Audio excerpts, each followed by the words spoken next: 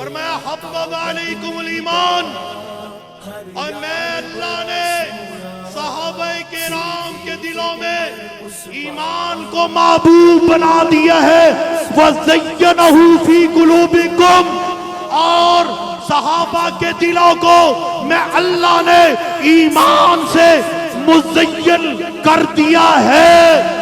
آگے فرمایا وَقَرَّ إِلَيْكُمُ الْكُفْرَ وَالْفُسُوقَ وَالْعِصْيَانَ، میں اللہ نے نبی کے یاروں کے لیے کفر کو، فسق کو، عصیان کو ناپسند کیا ہے۔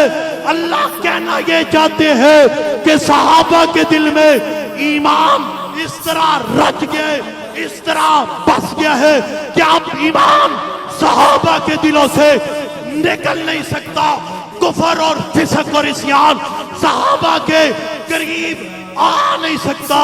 اب رب کی گواہی کے بعد، رب کی شہادت کے بعد کوئی نبی کے صحابہ کی طرف کفر کی، فسق کی، عصیان کی نسبت کرے، اس سے بڑا حرامی کائنات میں ہے ہی کوئی نہیں ہے۔ میرے آقا مدنی دا ہر یار بڑا سونا، صدیق عمر عثمان کرار بڑا سونا، صحابہ میری جان میں جاواں قربان، میں جاواں قربان۔